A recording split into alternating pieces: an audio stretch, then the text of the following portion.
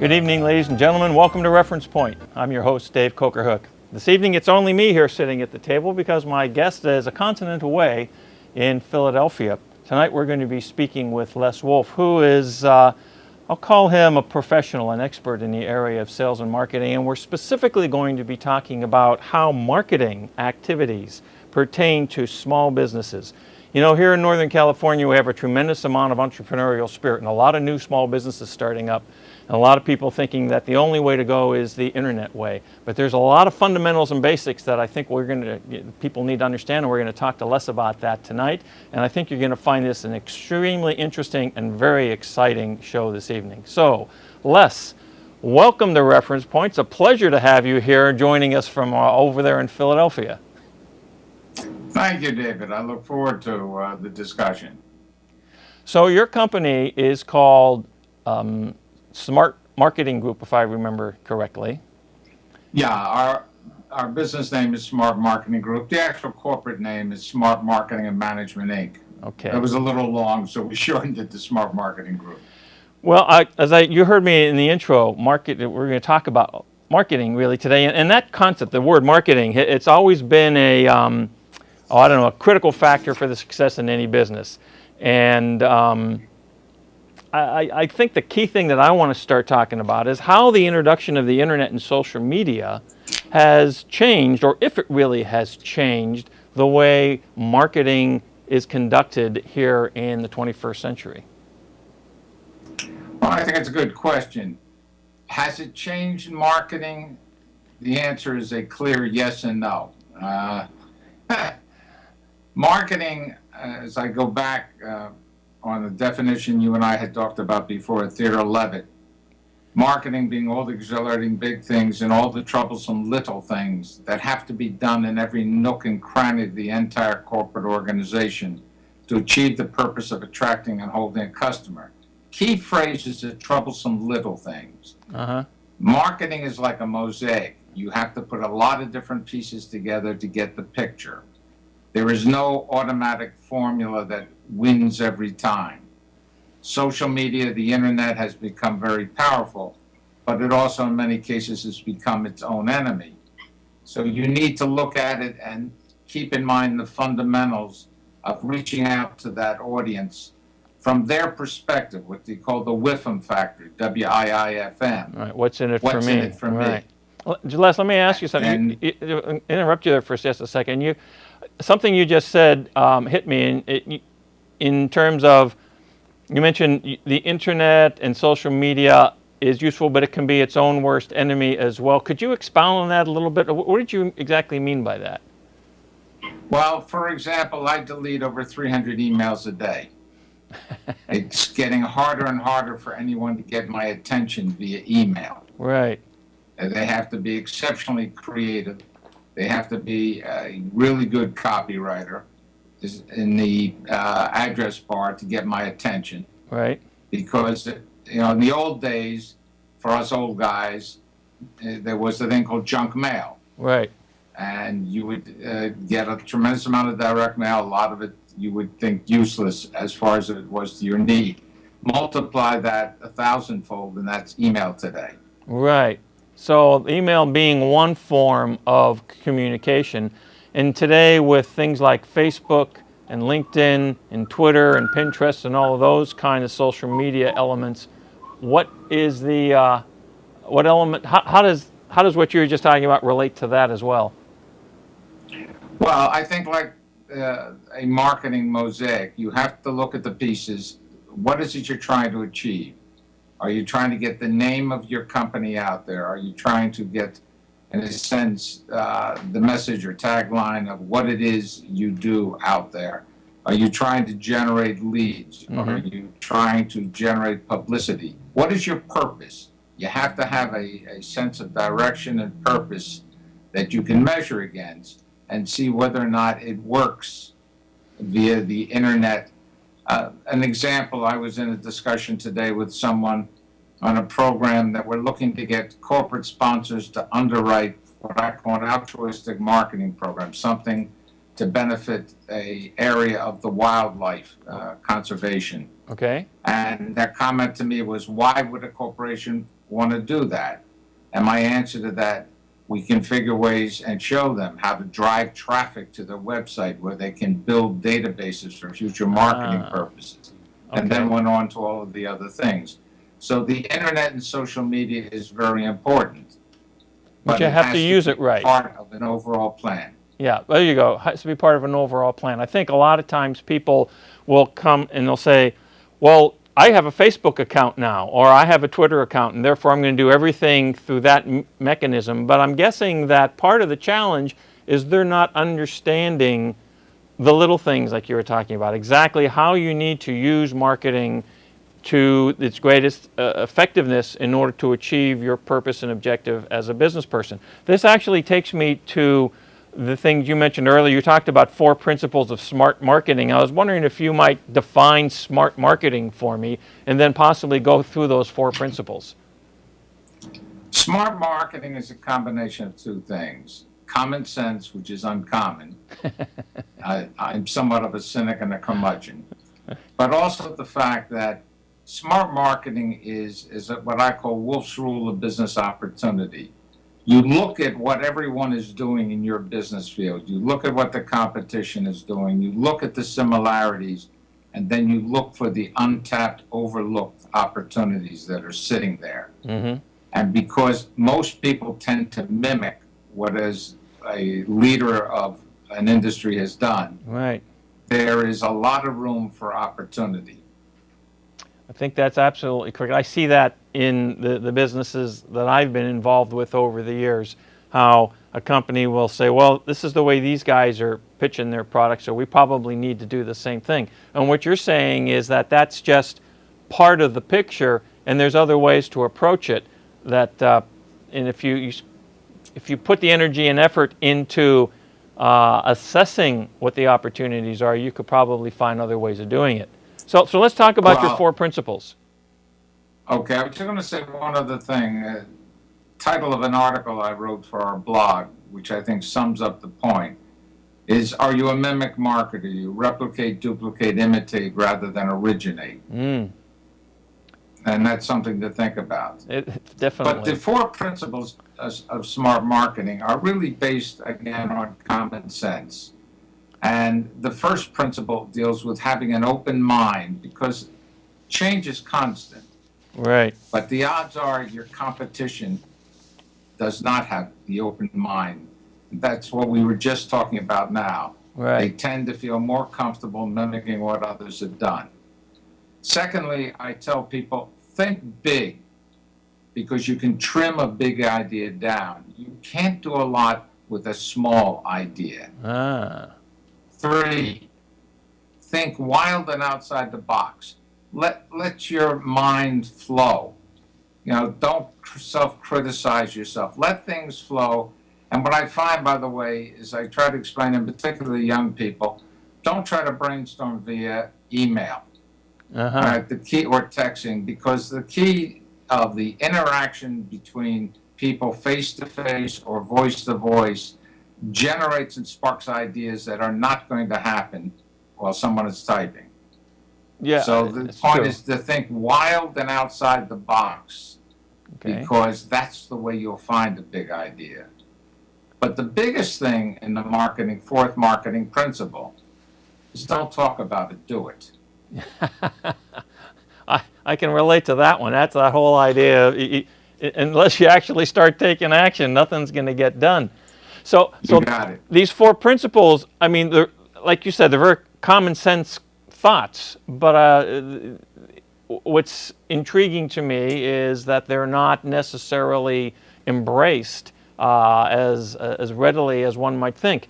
And I want to apply this to small business, because, you know, you get larger companies, they have tons of money that they can throw in marketing budgets at plans and concepts and things like that. But a small business owner is somewhat more limited in that. But the things that you just talked about can apply even to a one-man company, can they not? Actually, they apply even stronger to a one-man company or a one-woman company, because the name of the game is to outthink, outsmart, outflank, and outmaneuver your competition without outspending them. Okay. So let's talk about that a little bit more. When you consider for a small business person for whom every penny is really significant, when you look at trying to embrace a strategy, what would you counsel? How should they go about looking at some of these avenues of approach for marketing? Because there's all kinds of things. There's like we talked about, there's the web-based stuff, there's still print media, there's radio and TV and doing special events. There's like any number of things that you can do. How do you go about identifying what would be optimum for your business? Well, first, the things you're talking about, advertising, public relations, promotion, etc., are, in a sense, communication actions. Right. But the first action someone should take is combined of two things: asking smart questions of your customers, your vendors, really observing what your competition is doing, even getting into conversations with your competition. Mm-hmm. But most important, ask good questions and then shut your mouth and listen. You can learn a lot, and you can learn where opportunities are to allow you to take what limited funds you have and promote, advertise, public relations, etc. PR, for example, is a very effective tool. Right. That is not well utilized by big business as well as small business. Sure. As I tell people, advertising creates awareness, public relations creates credibility, sales promotion creates response. Ah, okay. When you integrate them together, you have that marketing mosaic that creates, results. Okay. So you don't have money, you don't try to mimic the big boys, you try to outthink them. that makes sense.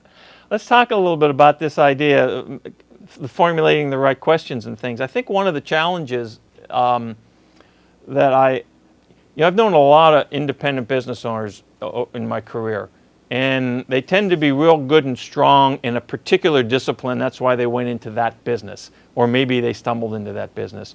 But their communication skills are not necessarily the strongest. And this concept that you just articulated of identify, go out and talk to your customers, talk to your suppliers, etc., to really get a feel for possibilities for yourself is a pretty scary area for some of these people. How do you help them overcome that? Well, the key to it is if they don't talk to their customer, then they're not interested in their customer, and their customer will understand that. Vendors die for the opportunity to be of help, but not often are they asked to be of help. And they're the walking encyclopedia of what your competition is doing. And the more successful you are, the more successful they are. So the whiffum factor works in favor for them as well.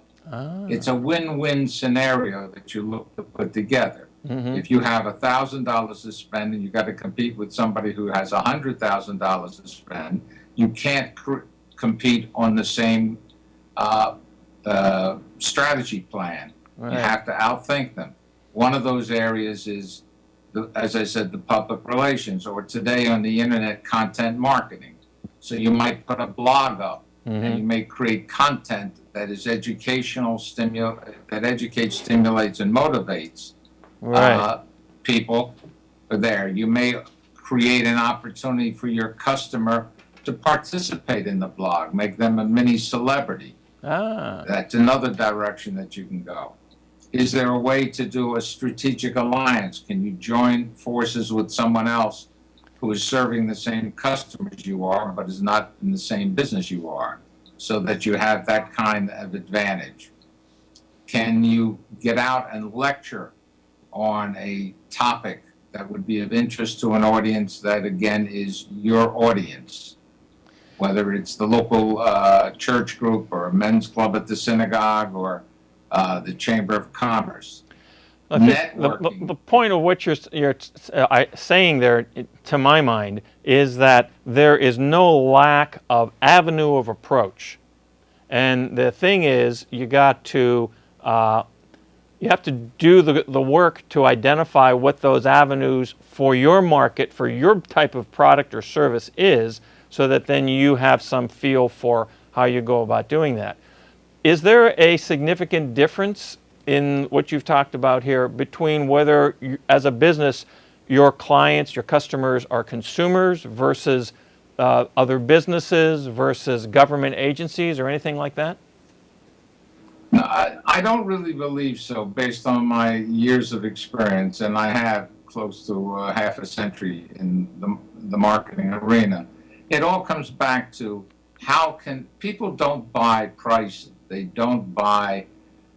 They buy, well, what they buy is one simple thing: real or perceived benefits. Real or perceived. And are you communicating the benefits you offer to that audience, whether it is consumer, whether it's B2B, or whether it is government? Mm-hmm. There has to be a reason for them want to do business with you. Right. It's not just the merchandise, it's not just the price. I'll give you a simple answer. As you know, customer service is a weak area. Oh, sure. Are you pleasant to deal with? Are you user-friendly? You know, is your website user-friendly? How easy are you to do business with? And when you pick up the phone, do you say, "Hi, how can I help you?" or "Hello"? Now, do your people smile when a customer comes in? Do they say thank you? In this world of emails, one of the things I get the biggest kick out of is how people get excited when they get a handwritten thank you note. Yeah, right. Yeah, I understand. What you And that was a basic thing we all did before internet. So what you were just talking about there are things that are intangible. Most people in business will look and say, well, what's really important are my features of my product and the price of my product, and that's what's going to make the big difference in whether this guy's or this gal is going to buy from me or not. But what you're saying is that's really not where the primary focal point. Am I understanding that correctly? You're absolutely right. It's a different thing if you're the only guy in town with whatever the product or service is, but the odds are you're not. Right. So you have to look from the customer's perspective. How can they benefit? And that's everything from your product or service to the way you handle your customer. Mm-hmm. How you make it easy for them to communicate with you. I mean, it's a very simple, basic rule, but it's worked for decades. It's worked for hundreds of years. It hasn't changed. Fundamentals are fundamentals. The technology may have changed, but the basic fundamentals of communication, interaction, haven't changed. Right. People like dealing with people that they are happy to deal with. And again, I go back to the other thing. I'm amazed how many businesses, including large ones, right, don't talk to their customers. Yeah. You sit down with the customer and say, "Tell me what I could do to serve you better." They will love the opportunity to tell you. Well, they may not be asking those questions, but what they are doing is constantly bombarding them with things, emails, advertising on, whatever. You can walk, if your smartphone is set up these days, you can walk by a store in downtown San Francisco or in Philadelphia and get advertising blips about what's going on for sale in that store. So they're looking at that as their form of communication. But what you're saying is, while that's interesting, it may not be the hook that you really need in order to secure a client. I see business after business that have gone out of their way, especially the small business, to emphasize their service, their friendliness, mm-hmm. their love and respect for their customers. Mm-hmm. And when you put out love and respect for customers, they return it. I'll give you a very quick story, which is not your typical consumer story. Good. But back in 2004, I took on Smokin' Joe Frazier as a client. And we were going to New York just a few days after we signed an agreement for a meeting. We were 10 minutes late for the meeting. We're getting ready to go into this office building, and some fans see him. They come running up, and I go to block them. And Joe said, "No, we never insult a fan. We respect our fans." And that love and respect he gave, he got back tenfold. And that's the same with business. Customers know when they're respected, when they're appreciated, when you care about the business they're giving you. Right. And that should be a primary focus of building relationships. Because in the old days, if you had a bad customer service, they told 10 people. Right. If you had good experience, they told 10 or 20 people. Right. Today, they tell 10,000 in 10 minutes. Oh yeah, they'll go on Yelp or something else online and they'll say, "Ooh, the food here wasn't good," or "This guy, disrespected me," or whatever. Or they'll say, "I had the most wonderful experience when I went to the true. XYZ widget store. Yeah. They treated me, incredibly. They answered every one of my questions. They talked to me in non-tech language, so I could understand it." I think what you're saying, one of the things about what you're saying that's very interesting to me is that it's a question of who's embracing these technologies, these opportunities to communicate about that, whether it's a good thing or a bad thing. The internet has become a location for so much information about a consumer's experience with the business, and more people are going up there and looking at it. But the sort of impression from people in my generation and older is that that's what the younger people are looking at, the kids in their the 20s and early 30s and whatever. But I think what we're seeing is that that's not an accurate reflection. There's a growing number of more seasoned consumers that are looking at these mechanisms for information as well. Am I on target with that? Well, you're absolutely accurate. Every 8.5 seconds, somebody turns 50 in the United States. Every day, 10,000 people turn 65. Yeah. It's 100 million people. It's the fastest growing demographic with the most disposable income. Right. And it's working longer than it ever did before. So you have to look at who is your customer. And that customer may be the baby boomer up, or it may be the 18 to 34. But if whoever it is, you got to talk in their language. If it's the baby boomer up or the baby boomer ups looking at Yelp or Angie's List or Diamond Certified or any of these kinds of online sources of information as to people's experience with a particular business, that's what I'm wondering about. Yeah, I think they're valuable. I think they make life a little bit easier. And I was in a discussion with someone yesterday regarding not yesterday, this morning I meant, the statistics related to older people using the internet, the computer, and by huge amounts. They're one of the fastest growing segments. So the Angie's List, the Yelps, the Diamond Certified, these are all ways that people can benefit. Got it. From that. Okay. But you have to let people also know you're there. Yeah, that's true. If they don't know you're there, they're never going to do business with you. We have just a couple of minutes left in this segment of the show. I want to let our viewing audience know that we're actually going to have Les stick around, and we're going to do another discussion and dig into some more specific things. I have a few really pointed questions I'd like to ask him about pertaining to marketing and small business endeavors and whatnot. But we only have a couple minutes left. So what I'm going to ask you to do right now, Les, is just let's reflect back on the 4 points, the 4 principles. And I want to have that stated again and just touch a little bit on that one more time as we close up this segment. And then when we get into it the next time, we can kind of take it there as a launch point. All right. Well, the first principle is to be open-minded, remembering that change is a constant. And by being open-minded and aware that change is a constant, you are basically outmaneuvering most of your competition, which is closed-minded. Uh-huh.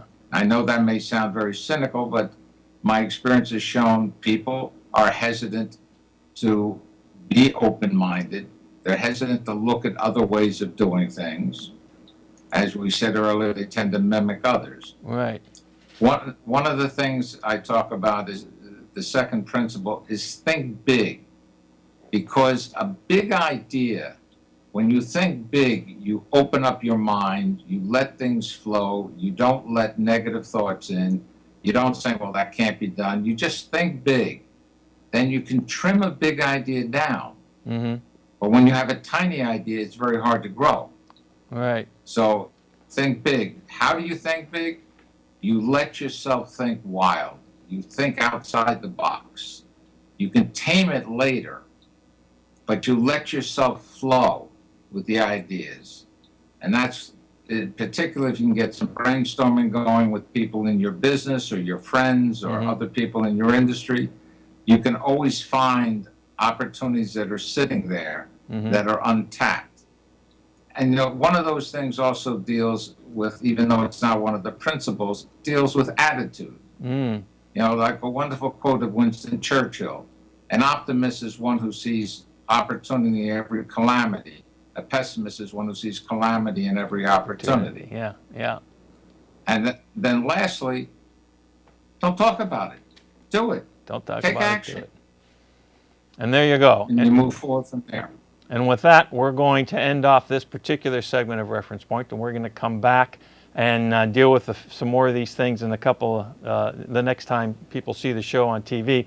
I do want to remind you folks, if you are interested, you have any questions, whether it's for Les, for me, or ideas about a show, send us those queries at info@referencepointtv.com, and we'll be happy to address them and get those questions answered for you. So, Les, thank you very much for joining us here today. Stick around. We're going to do another segment here in a few minutes. And ladies and I gentlemen, look forward to it. appreciate your being out there, and we'll see you next time on Reference Point.